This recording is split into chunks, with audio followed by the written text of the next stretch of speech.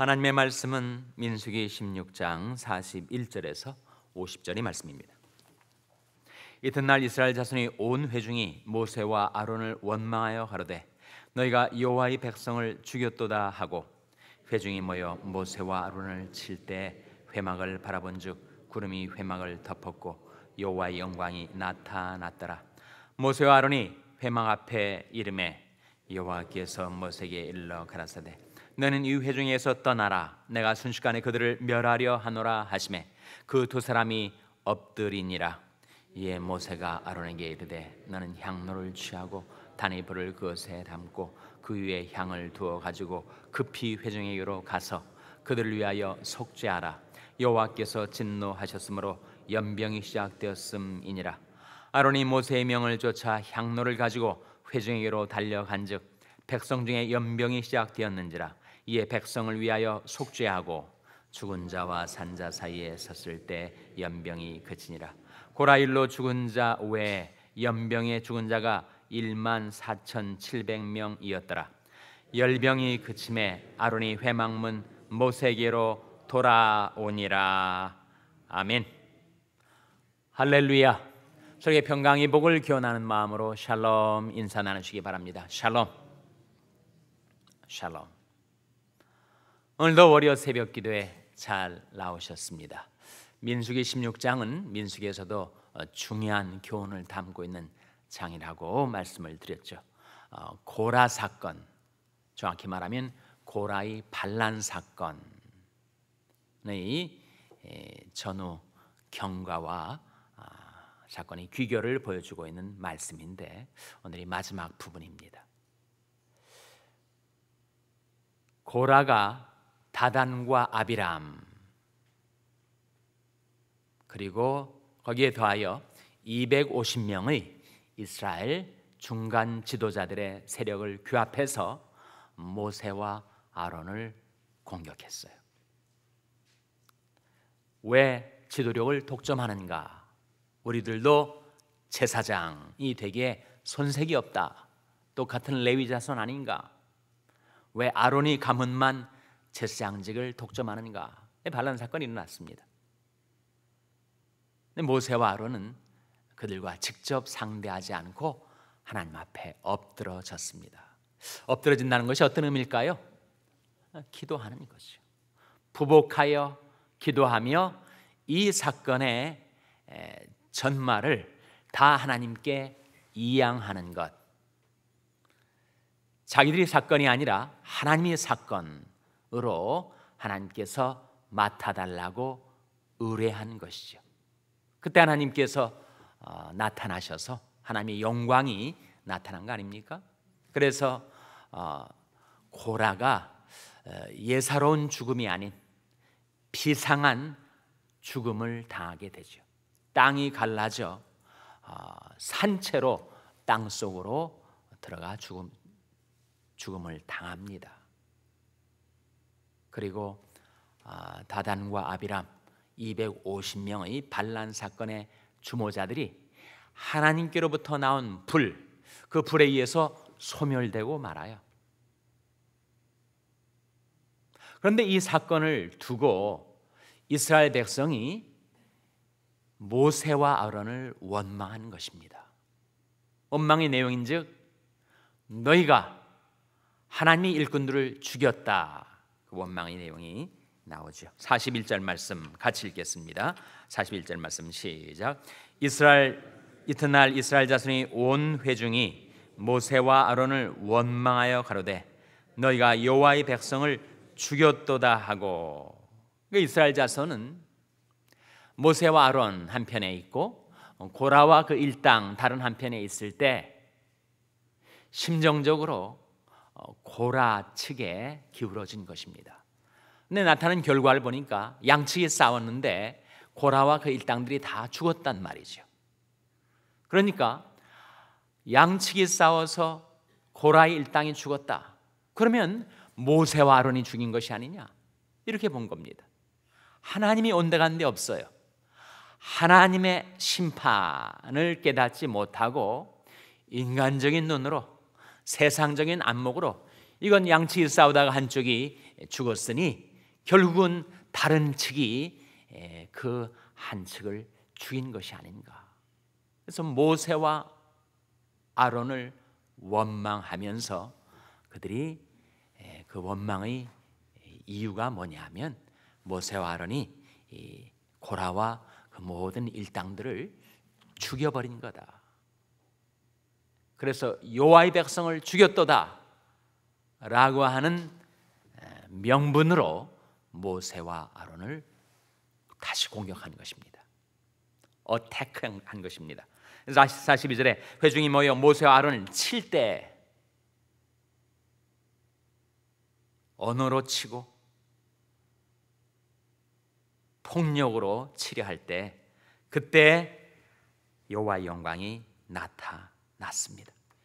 우리는 이 사건을 보면서 한 번의 반란 사건이 당사자만이 아니고 그 전염병처럼 이스라엘 자손에게 번져가서 고라가 품었던 그 생각과 감정이 이스라엘 자손에게도 전염이 된 것을 발견하게 되죠. 그래서 성경은 가리켜서 죄의 얼이라고 합니다. 죄의 얼. 우리가 조상의 얼이라는 말을 쓰지 않아요? 이 죄의 얼, 죄의 후유증, 죄의 영향력이 그 사건의 주모자들의 죽음으로 종결되지 않고 그것이 남아서 온 이스라엘 자손도 모세와 아론을 원망하고 계속해서 그 반란 사건의 연루가 되고 맙니다. 그 결과는 뭐예요? 그 결과는 연병이 돌아가지고 몇 명이 죽습니까? 고라와 다단과 아비람 그리고 250명에 추가해서 1만 4,700명이 죽임을 당해요. 본 말씀에 보시면 49절에 이런 말씀이 나오지 않습니까? 49절 한번 같이 읽겠습니다. 시작. 고라 일로 죽은 자 외에 연병에 죽은 자가 1만 4,700명이었더라. 정말 얼마나 많은 사람들이 죽어갔는지.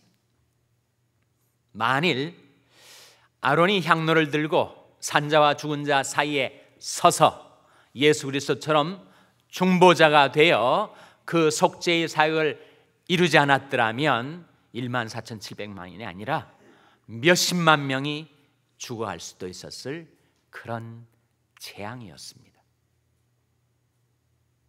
그래서 그 한 번의 사건이 엄청난 후유증과 결과를 낳게 되는 거예요.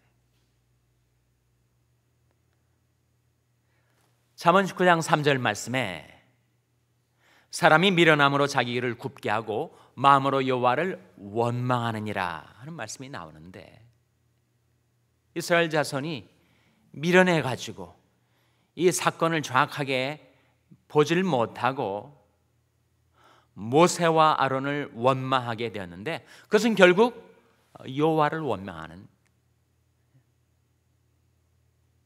일이 되고 만 것이요. 모세와 아론은 손까딱 안 했습니다.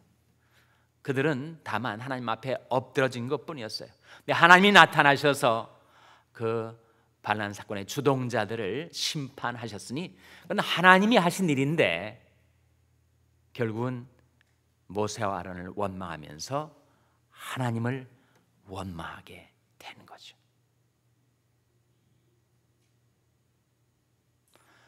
모세와 아론하고 그리고 다른 편에 서 있었던 사람들하고 중요한 차이점 한 가지가 있었는데 그것은 모세와 아론은 엎드러진 거고 다른 측 사람들은 인간적인 눈으로 세상적인 눈으로 이 사건의 결과만을 딸랑 보고 모세와 아론을 원망하는 것입니다.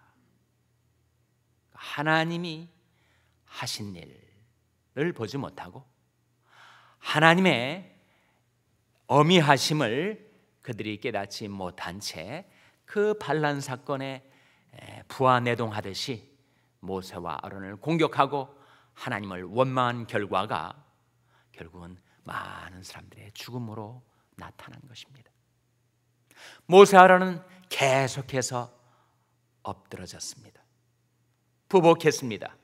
기도했습니다.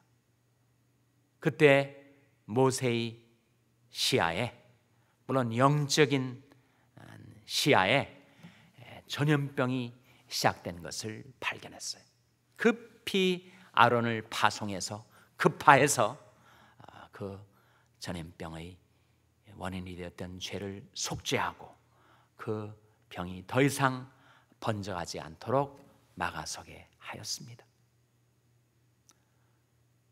모세와 아론의 기도, 그것은 바로 그들의 영안을 밝게 준 것입니다. 기도의 효과가 무엇인가? 이 세상 험하고 나 비록 약하나 늘 기도 힘쓰면 큰 뭘 얻는다고요? 권능을 얻습니다. 우리가 기도하면 우리 영안이 밝아져요. 우리가 기도하면 하나님의 말씀이 들려옵니다. 그 말씀은 권능 자체 아닙니까? 내 말이 불같지 아니하냐, 반석을 쳐서 부스러뜨리는 방망이 같지 아니하냐. 이 험한 세상을 살아가는 우리들 앞에 큰 문제가 닥쳐왔을 때 그것을 어떻게 해결하고 극복할 수가 있는가? 저에게 포도주가 없다. 어머니 마리아는 있는 사건 사실 그대로를 주님께 아뢰죠. 기도는 아뢰는 것, 기도는 보고하는 것. 그런 다음에 주께서 뭐라고 말씀하시든지 그대로 하라. 기도와 순종으로 문제를 해결했던 것입니다. 그래서 우리가 기도하면 우리가 간구하는 그 기도에 하나님께서 응답해 주실 뿐만 아니라 우리에게 권능을 주시는데, 내가 간구하는 날에 여호와께서 응답하시고 내 영혼을 장려하여 강하게 하셨나이다. 기도하면 우리가 권능을 받는데 그 권능이 어떤 형태, 어떤 방식으로 우리에게 주어지는가? 하나님의 말씀을 보내심으로. 저에게 포도주가 없다 기도했더니 주께서 무엇이라고 말씀하시는지 그대로 하라. 주님의 말씀이 임한다는 거예요. 그래서 이 기도 생활에 전념하시는 여러분들의 삶 속에 그런 경험이 있을 것이에요. 기도하면 하나님께서 내 마음속에 어떤 말씀을 생각나게 하십니다. 죄 문제로 갈등하고 고민하고 스트러글을 하다가도 기도하다 보면 하나님, 제게 이런 죄가, 이런 교만과 이런 탐욕이 제게 있습니다 라고 하나님 앞에 아뢰는 다음에 하나님께서 그 문제를 해결할 수 있도록 어떤 말씀을 보내어 주시는 거죠. 기도하면 권능 받는데 하나님께서 기도하는 자에게 내게 꼭 필요한 말씀, right on the target, 타겟에 적중하는 말씀을 보내어 주실 때 그 말씀이 나로 하여금 죄를 이기고 승리할 수 있게 준다는 거예요. 모세와 아론을 제외한 다른 이스라엘 백성이 전혀 엎드리지 않았습니다. 전혀 기도하지 않았어요. 그냥 인간적인 안목으로, 세상적인 안목으로 나타난 결과만 보고 모세와 아론을, 더 나아가 여호와를 원망했던 것, 그것이 그들이 형벌을 당한 이유였는데, 그것이 타산지석이 되어서 우리는 이 세상 살 때 이 험한 세상을 어떻게 살아갈 것인가? 기도하며 살아야죠. 기도하며 살면 어떻게 되는가? 권능이 주어지는데 그 권능은 바로 말씀이 우리에게 주어지는 것. 그래서 죄와 싸워 이길 수 있는 말씀의 능력이 기도하는 여러분에게 임하게 되시기를 주님의 이름으로 축원합니다. 기도하시겠습니다. 오늘 말씀 기억하며 하나님, 저희들이 기도할 때마다 하나님의 말씀을 보내어 주셔서 저희들의 심령을 새롭게 해주시고 모든 탐심과 교만에서 벗어나게 하시고 하나님, 저희들이 영적인 세계를 밝히 볼 수 있는 믿음의 안목을 갖게 해주시옵소서. 기도하시기 바랍니다. 우리 자녀들 위해서 기도할 때 하나님, 저희 자녀들이 죄를 깨닫고 속죄의 은총을 받아들게 주시옵소서. 위하여 기도하시기 바랍니다. 평생에 연약한 지체들을 위해서 기도하실 때 주께서 저들의 전우를 들으시며 안수하여 주시옵소서 위하여 기도해 주시기 바랍니다. 우리 샬롬교회를 위해서 기도할 때 하나님, 저희 샬롬교회가 만민의 기도하는 집이 되게 하여 주시고, 저희들이 기도할 때마다 하나님의 말씀을 베푸셔서 저희들이 능력을 얻게 하여 주시옵소서 기도하시기 바랍니다. 우리 생업을 위해서 기도하시고 샬롬 장애인 선교회 박모세 목사님을 위해서 기도해 주시기를 바랍니다. 하나님, 이 아침에 속죄의 은총 힘입어 하나님 앞에 간구하오니 제대의 말씀을 주시고 제대를 성령으로 충만케 하여 주시옵소서. 이런 제목들로 우리 합심해서 기도하겠습니다.